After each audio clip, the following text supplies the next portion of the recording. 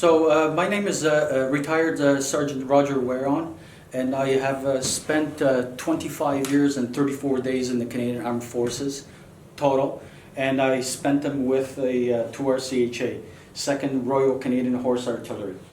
And I have completed 5 tours, and 3 of them were Afghanistan tours. And my first tour in Afghanistan was in the 2003 Operation Athena, and that's where I was stationed with 2RCHA F Battery, 1RCR battle group, and then that's what it was right now. So on the first tour, when we were down there, right, we were doing actually quite a bit of different types of jobs. An example, right, helping out the local people. And I mean, an example, patrolling out there, right. One of our jobs was to secure a ammo compound, which was called Policharki, right on the outskirts of Kabul.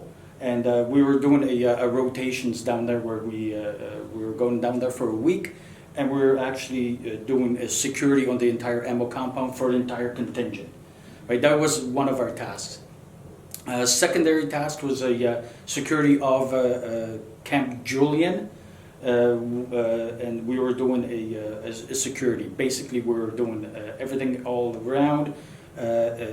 Queen's Palace, there was a big palace down there, right? So in the Queen's Palace, we were overlooking over the entire base and providing security. That's one of our taskings.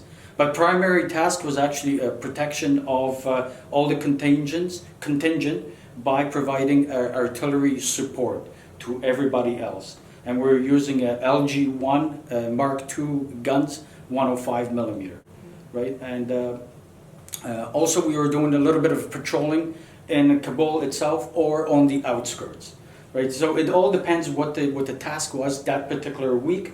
That's what we were doing. So they kept us actually pretty busy. An example, digging gun pits, I don't know, doing a little bit of a security on the outskirts. They kept us actually pretty busy, right? So there was no, we had a little bit of downtime, but mostly we were busy doing all kinds of stuff.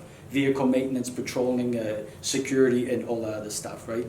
And visiting the local population and visiting also warlords, right? Because that's how they operate down there, right? And that's about it. That was a 2003 tour in Kabul.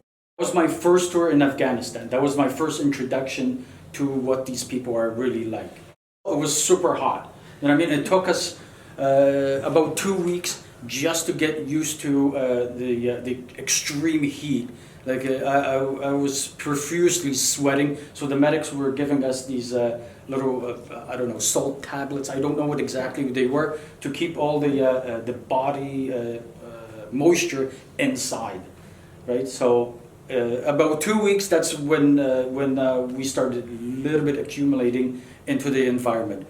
Also, Kabul is about 3,000 feet above the sea level, so everywhere that you went, you were tired, non-stop. You know? So that's why physical activity and physical fitness came into big effect, right? So if you're out of shape, you're really out of shape over there, right?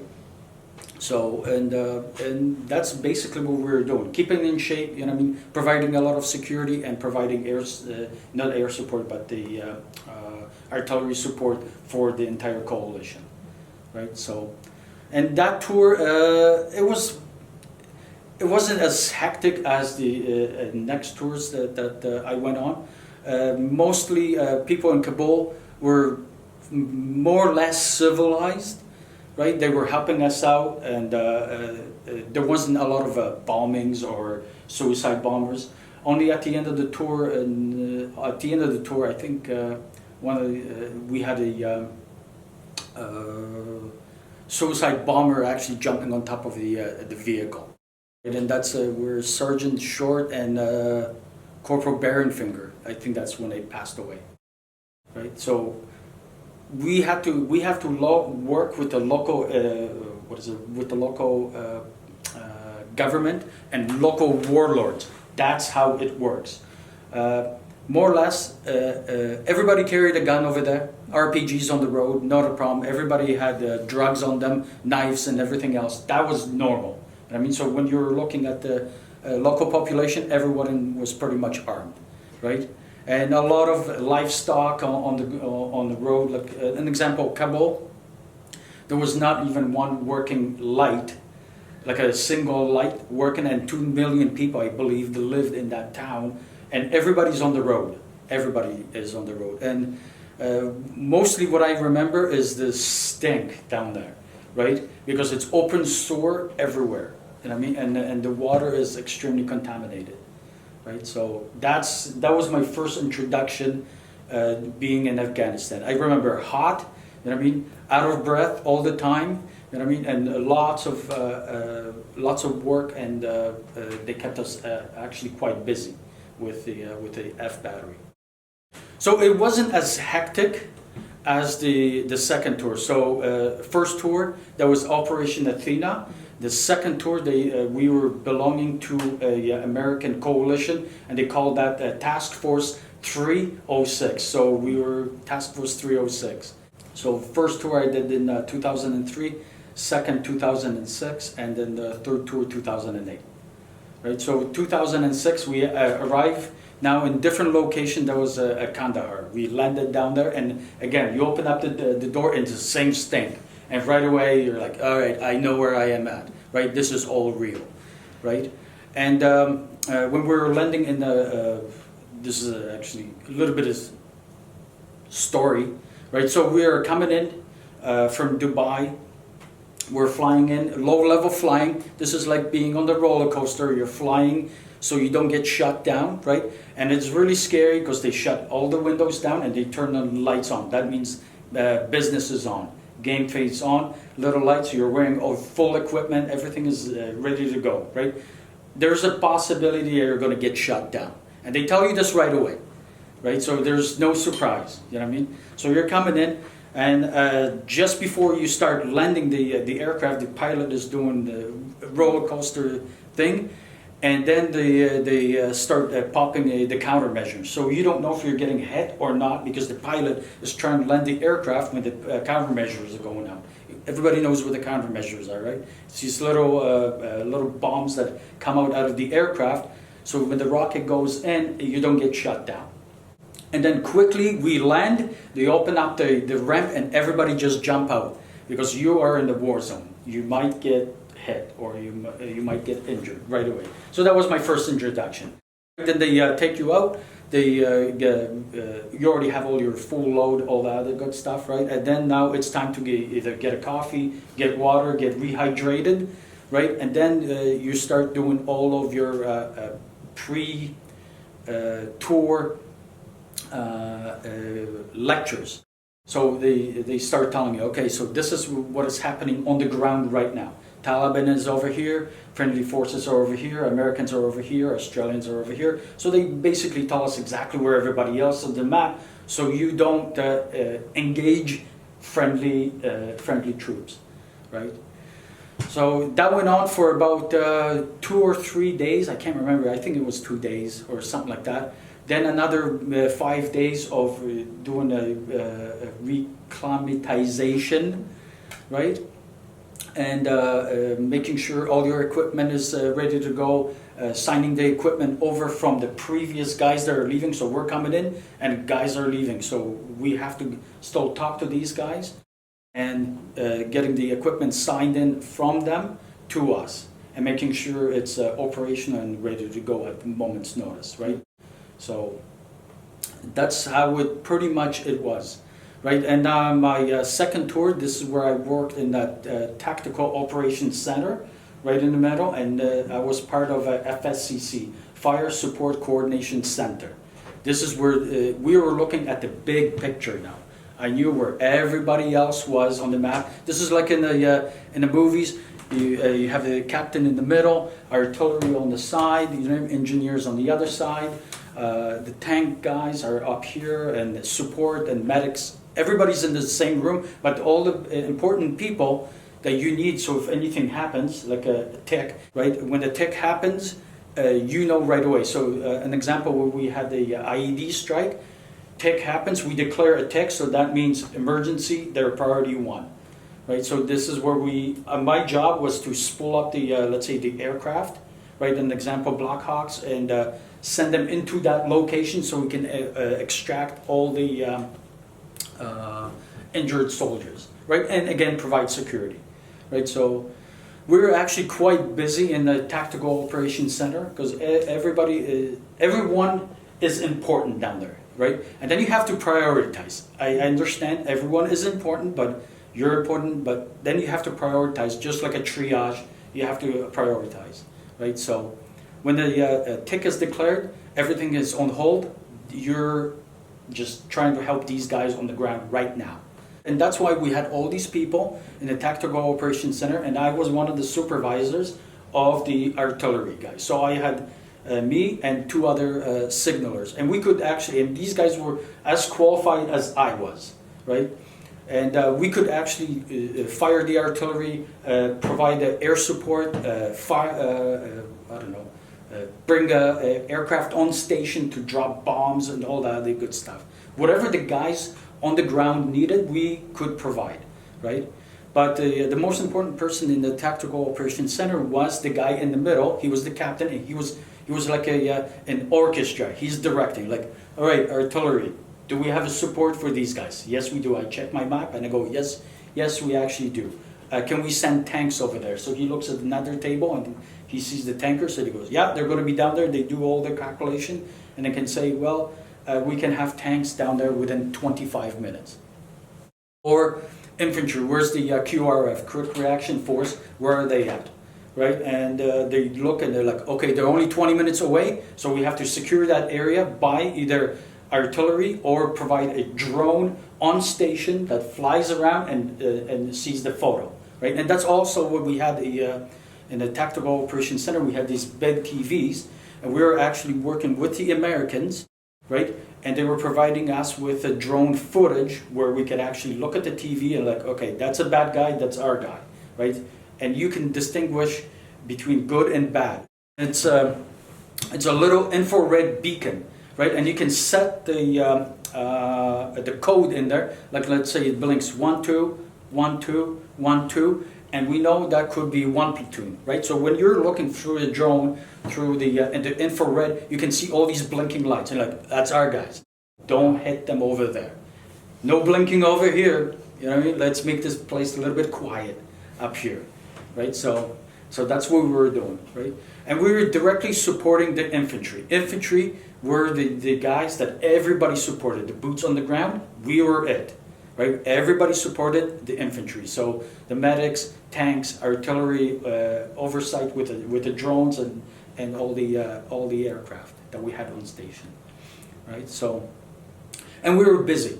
We were running 3 shifts, 24/7 nonstop, and each shift was firing between, I want to say 250 rounds in each shift, right?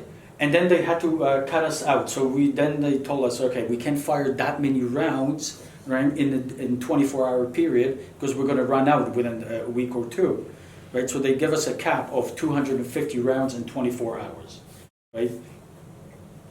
And then Operation Medusa started, and I believe that was September 3rd till September 17th.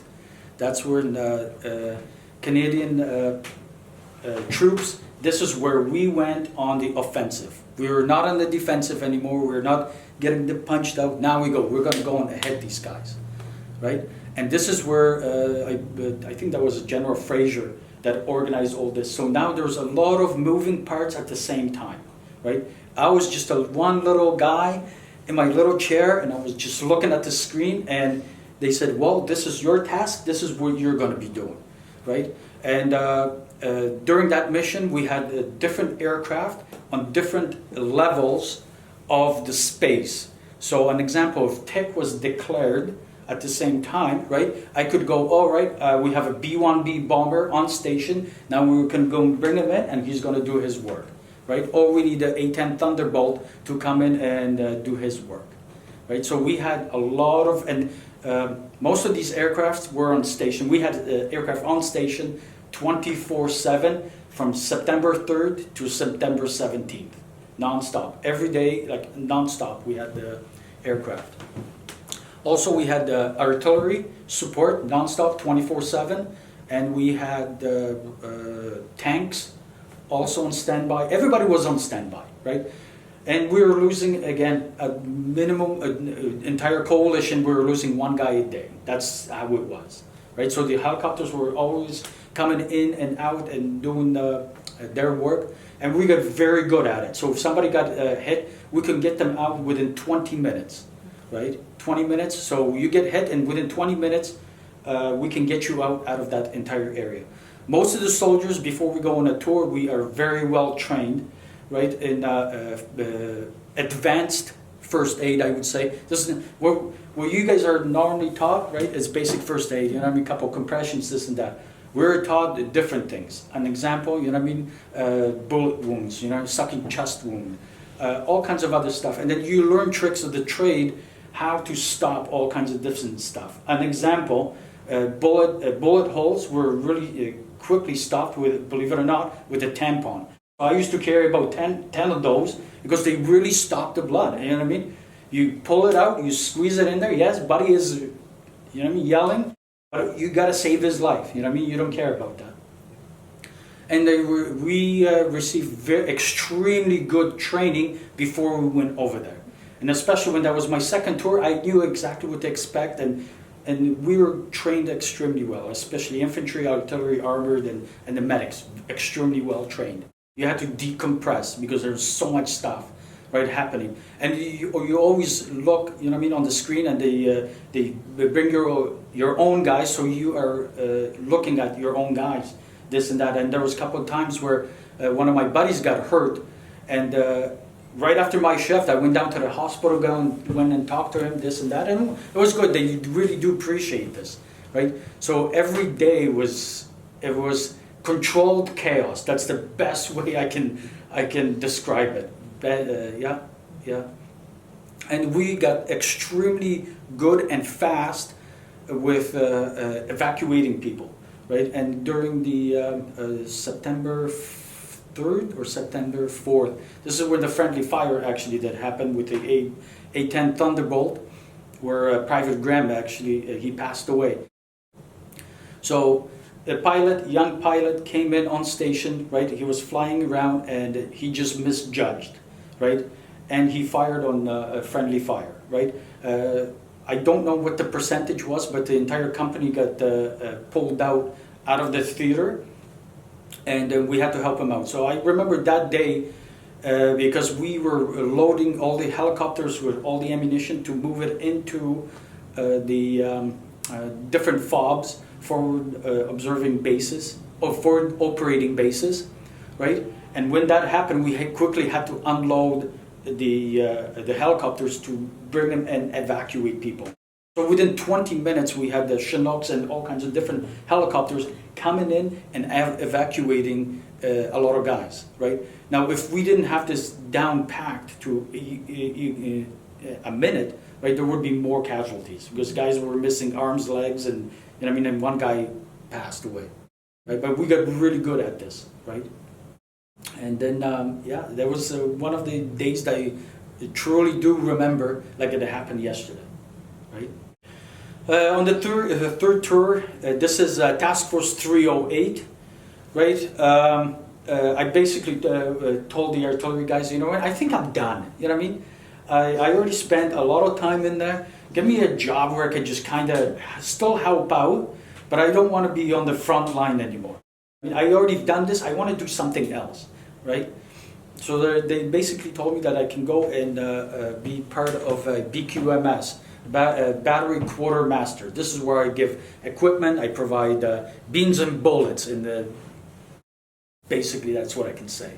Right? But again, it was very hectic. So most of the F battery, that was the F battery, they were all out. We only had about 12 or 15 guys in Kandahar, and this is where we were doing all of our business. So 7 guys were with the Tactical Operations Center, and the other 7 guys were with the BQMS. This is where we got the mail for the guys, right? Food, whatever they desired, we were sending it to the different tasks. So we were more or less like a postal office for our own guys, right? So let's say they call us up and they said, well, we need food, we need this, we need that. We quickly get it for them, and we give it to them.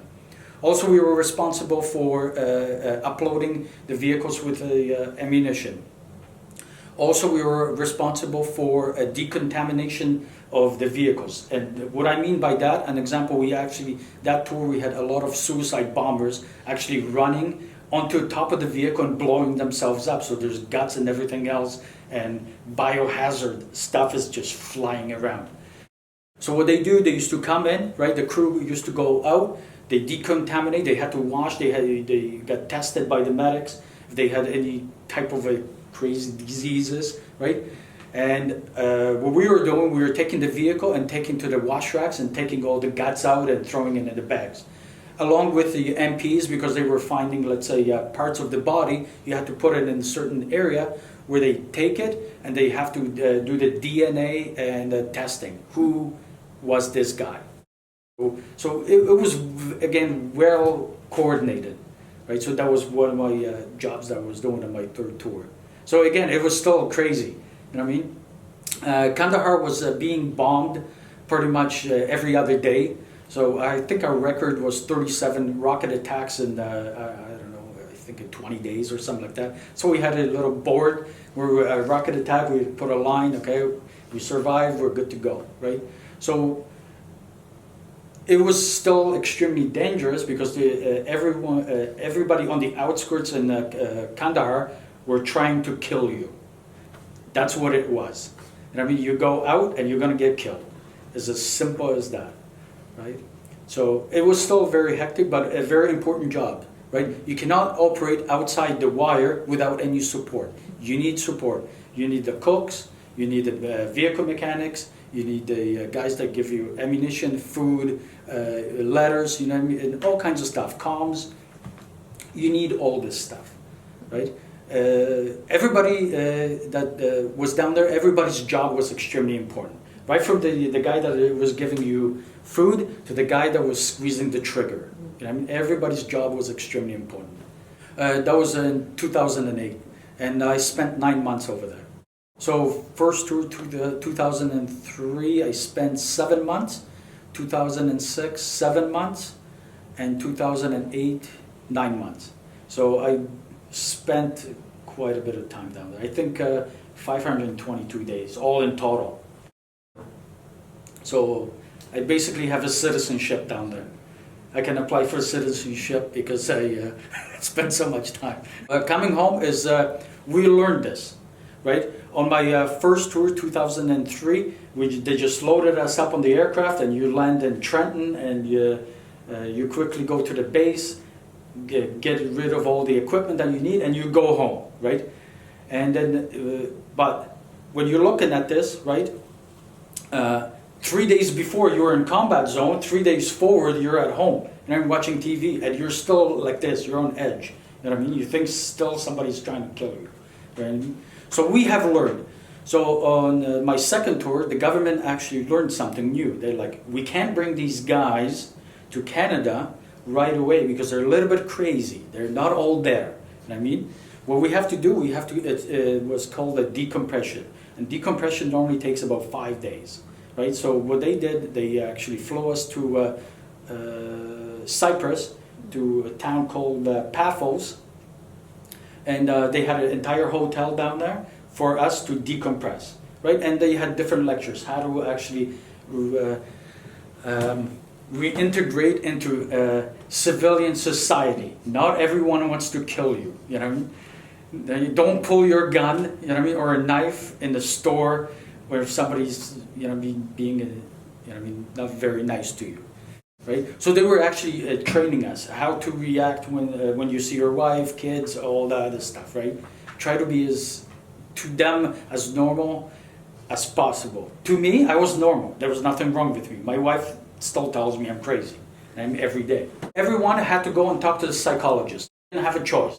You know what I mean? You had to go and tell the stories, and they either assessed you. Okay, you can reintegrate with society, or you need a little bit more work, and we can help you out, right? Third tour, same thing. You know what I mean? 5 days, and actually that did work out good because we could get everything out of the system. Most of the guys, when they come back, right, they have some type of a stress injury.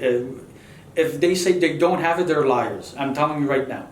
You know what I mean? Because everybody comes back and you're changed men. Because what you see over there, you don't see here on daily basis. So my suggestion is every guy that comes back and they need help, VA has a lot of good, extremely good programs where they can actually help you out. If you don't want to go and see the VA, we have Wounded Warrior, we have Soldier On, we have all these other programs where guys can actually go down there and get help. But the first step that you have to take, you have to identify yourself as, I need help. Or, you know what I mean, or somebody else will have to guide you and say, hey buds, you need help, you know what I mean, you're sad, you're this and that, go and get some help, right? So that's my thoughts, and then that's why we also have a motorcycle group right here in Owen Sound, Meaford, Canadian Veteran Freedom Riders, and everyone, we have 19 guys, and most of these guys, right, they've seen a lot of combat, and everyone is suffering from something. Either Rwanda or Cyprus or Bosnia, Afghanistan, all kinds of, but we can all relate and we can help each other out if the doctor can help you out, right? And again, there's a lot of different help where guys can go and get it, VA or Soldier On, all these other places, right? But step one is you have to ask for help, you know what I mean? I'm not a magician, you know what I mean? I'm not a healer, you know what I mean? You have to identify yourself, I need help, and then help is here for you. Most of the army guys, they want to be quiet. I'm super tough, you know what I mean? I'm like this, right?